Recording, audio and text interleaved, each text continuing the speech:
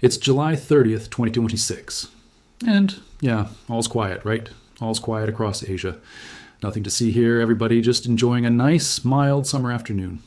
No, actually, buckle up, because the numbers coming out of South Korea this week are the kind of numbers that make meteorologists sit up straight in their chairs and start double-checking their instruments. A city called Yangsan just posted the fourth highest temperature ever recorded in South Korean history. Not the fourth highest for July, not the fourth highest for that region. The fourth highest ever in a country that has been keeping official weather records since 1907. And it didn't happen alone.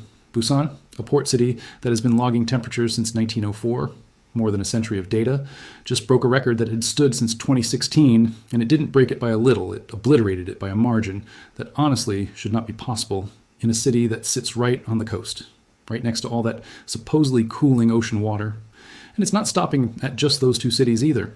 Tropical nights are stacking up across the greater Seoul area, meaning the temperature isn't even dropping below 25 degrees Celsius at 3 in the morning, which sounds almost like a rounding error until you actually try to sleep through it for a week straight. So tonight, we're covering the heat wave gripping South Korea. We're covering why Busan, of all places, just became one of the hottest cities in the country's recorded history. And then we're going to zoom out, because this is not just a Korea story. This is an Asia story. Japan is under a once-in-a-decade heat warning. China is fighting floods on one side of the country and heat on the other. Parts of South Asia are dealing with their own version of this same collision between extreme heat and extreme rainfall. And climate scientists keep saying the same uncomfortable thing over and over again, that Asia is warming almost twice as fast as the rest of the planet. So let's get into it, and let's actually understand the mechanics behind it instead of just reading you a list of scary numbers and moving on. Let's rewind, because the way this heat wave built over the last week tells you almost everything you need to know about why it ended up this extreme. It started, like most of these things do, without much fanfare. Late last week, South Korea's southeastern provinces started running a few degrees above normal, the kind of warm stretch that barely makes the evening news. By Sunday, the 26th, Yangsan, a city tucked into South Gyeongsang province, hit 39. 3 degrees Celsius, which on its own matched a record the city had already set back in 2024. So even before this week started, Yangsan was already flirting with its own personal ceiling. Then Tuesday the 28th, the mercury climbed to 39 degrees again, and the Korea Meteorological Administration, the KMA, slapped their highest possible heat advisory on the city, along with a handful of surrounding counties like Uryong and Changnyeong. At that point, Yangsan had spent 3 of the previous 4 days above 39 degrees, which on its own is the kind of stretch that puts a city at the top of every domestic weather report in the country. And then Wednesday the 29th happened. At 3:26 in the afternoon, Yangsan crossed 40 degrees Celsius for the first time in its recorded history. 8 minutes later, at 3:34, it topped out at 40. 3 degrees Celsius, or about 104. 5 Fahrenheit for anybody doing the conversion in their head. To put that in context, Yangsan's weather station has only been running since December of 2008, so this is the hottest reading in its entire 18-year existence. And it's also, and this is the wild part, the first time anywhere in the country has crossed 40 degrees in the month of July since Korea started keeping official weather data. The old July record was 39. 9 degrees set in a town called Uiseong back on July 27th, 2018, during what was already considered one of the most brutal heat summers in modern Korean history. Yangsan didn't just tie that record, it beat it by 0.4 of a degree, which sounds small until you remember that these national and regional records tend to move in tiny fractions, not full degrees. So 0.4 is actually a meaningful jump. And here's a detail that a lot of the initial coverage glossed right over. Yangsan had already broken its own previous city record just 3 days earlier, hitting 39. 3 degrees on the 26th, which itself matched a mark set back in 2024. So this wasn't a single freak afternoon that came out of nowhere. This was a city climbing the ladder rung by rung, 39. 3, then 39, then 40, then 40. 3. Over the span of a single week, each new reading landing closer to the ceiling than the one before it, almost like the atmosphere was warming up before it took its real swing.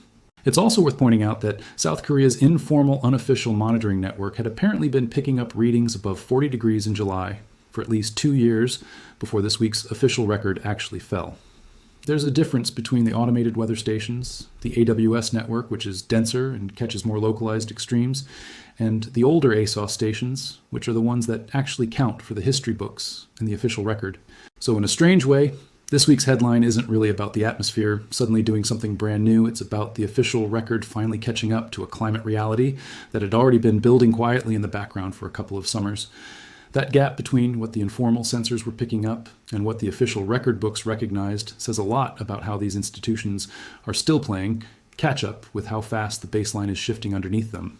And here's the thing that really got everybody's attention, because at almost the exact same moment, something even stranger was happening about 40 minutes down the coast in Busan. At 2:56 in the afternoon, Busan hit 38, 8 degrees Celsius, now 38. 8 doesn't sound as dramatic as 40. 3, until you understand what it means for that particular city. Busan has been keeping official weather records since 1904. That is 122 years of summers, typhoons, heat waves, everything the Korean Peninsula has thrown at it. And in all that time, the hottest day Busan had ever logged was 37. 3 degrees, set back in 2016. Wednesday's reading beat that by a full 1. 5 degrees Celsius, or about 2. 7 degrees Fahrenheit. In the world of climate records, that's not a nudge past the old mark, that's a full body check through it. And Busan is a coastal city. It's got the ocean right there, which is usually the thing that keeps port cities from getting anywhere near the extremes you see inland. When a coastal city with over 100 years of data suddenly blows past its old ceiling by 1.5 degrees in a single afternoon, that tells meteorologists the atmosphere is doing something unusual, not just a slightly warmer version of a normal summer day. Think about it this way. If you've been keeping a personal best in anything for over a century, a sports record, a stock market high, whatever it is, and somebody comes along and beats it by a comfortable margin, instead of just squeaking past it, you don't call that luck. You call that a different level entirely. That's essentially what happened to Busan on Wednesday afternoon. So what actually caused this? According to the KMA, the heat is being driven by what they're calling a dual high pressure system, essentially the North Pacific High and the Tibetan High both parking themselves over the Korean Peninsula at the same time. Think of it like 2 weighted blankets stacking on top of each other. Individually, either one of those systems can produce a hot, dry stretch of weather. Stack them together and you get a heat dome that traps warm air underneath it, blocks out cloud cover that might otherwise offer a little relief, and just lets the sun cook the ground for hours on end. The Tibetan High in particular tends to sit way up at altitude, way up in the upper atmosphere. But when it extends far enough east and links up with the North Pacific High, sitting closer to the surface, the two systems essentially seal the peninsula off from the kind of cooler air masses or rain-bearing systems that would normally come through and break up a heat wave after a few days. Instead of a normal 3 or 4 day hot stretch that a passing front eventually interrupts, you get something closer to a lid clamped over the entire region, and the ground, the pavement, the buildings, all of it just keeps absorbing more energy every single day the lid stays in place.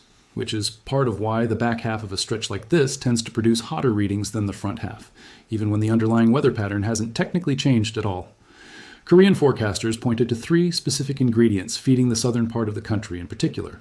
Persistent southerly winds pulling in warm air, strong direct sunlight because there's barely a cloud in the sky to block it, and topographic effects, meaning the shape of the land itself, the way mountains and valleys in that region can trap and concentrate heat rather than letting it circulate away.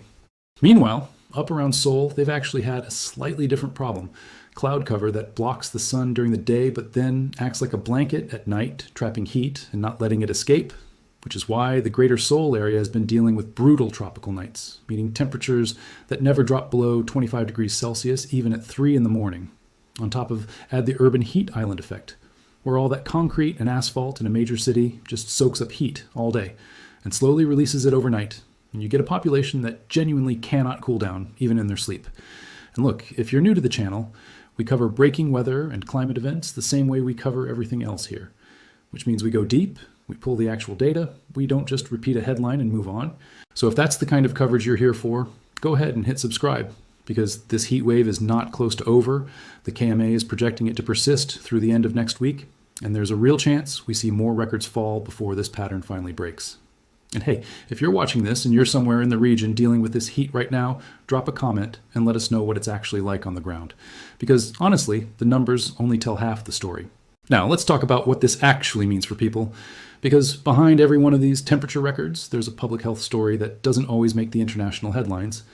South Korea's Interior Ministry has already been running its highest level heat response posture, which triggers specific guidance, avoid outdoor activity in the peak afternoon hours, seek cooling centers if you're feeling dizzy or nauseous, check in on elderly neighbors and relatives.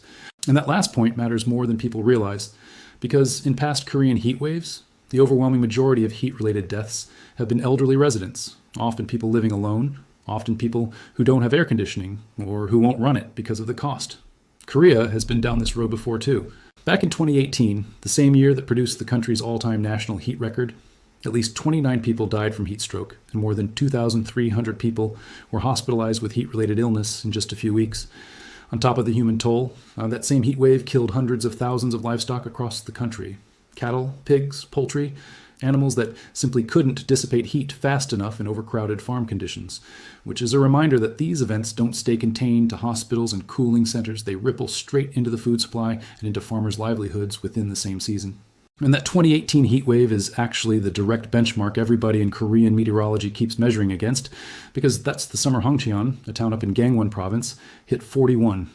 0 degrees Celsius on August 1st, which remains the single hottest temperature ever recorded anywhere in South Korea.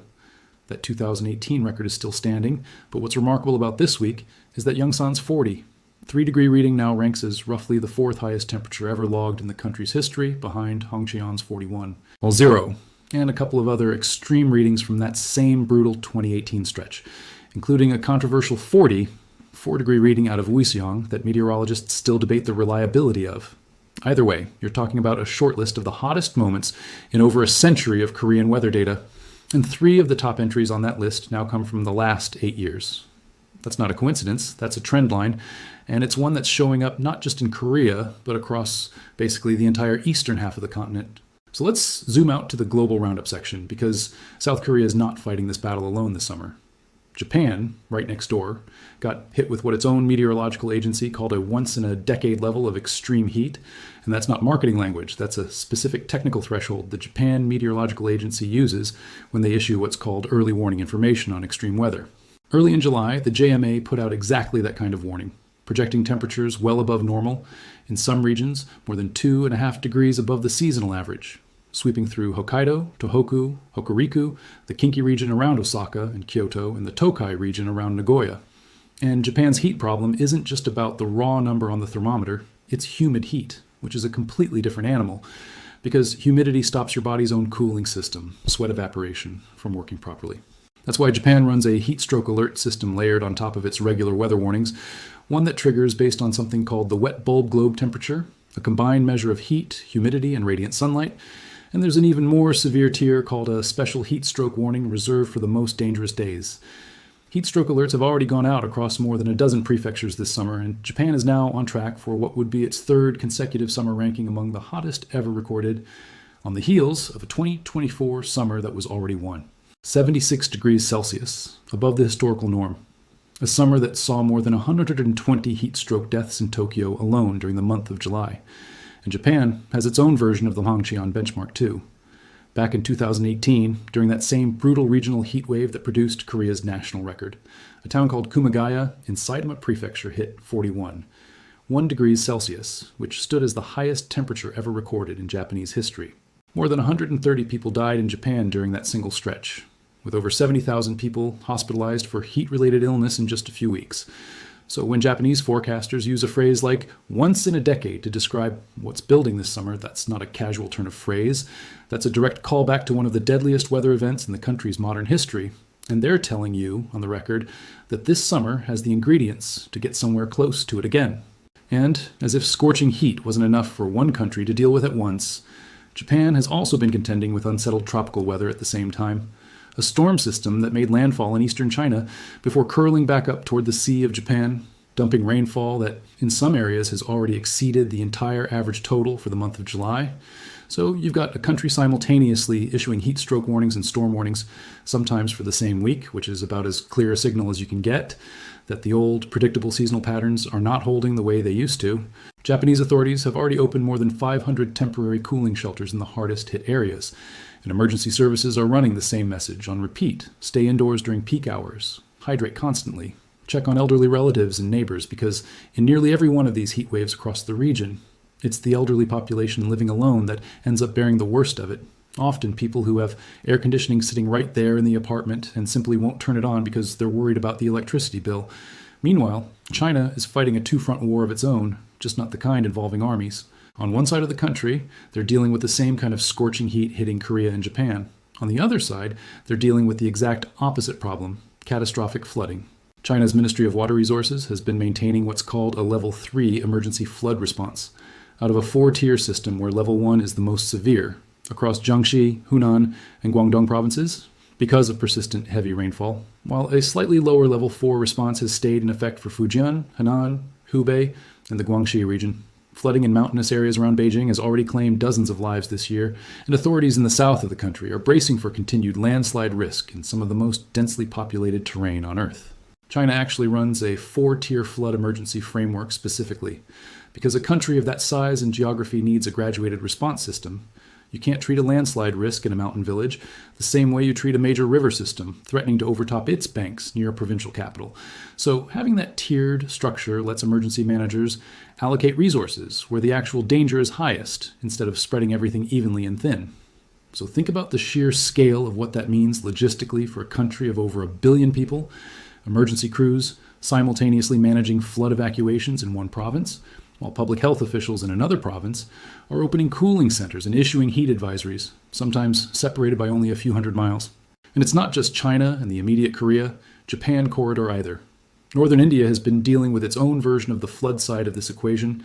Flash floods triggered by a cloudburst in Uttarakhand state left more than 100 people missing at one point this summer, while other parts of South Asia have continued dealing with the kind of extreme heat that's become almost an annual feature at this point across India, Pakistan, and Bangladesh. This region has genuinely been down this road before, and recently.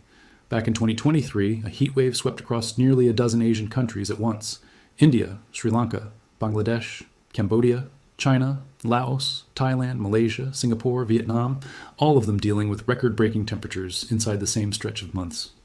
That single event was tied to well over 1,000 deaths in Japan alone, close to 200 more across India, and dozens more scattered across Pakistan and other countries in the region, along with hundreds of hospitalizations for heat-related illness in India specifically.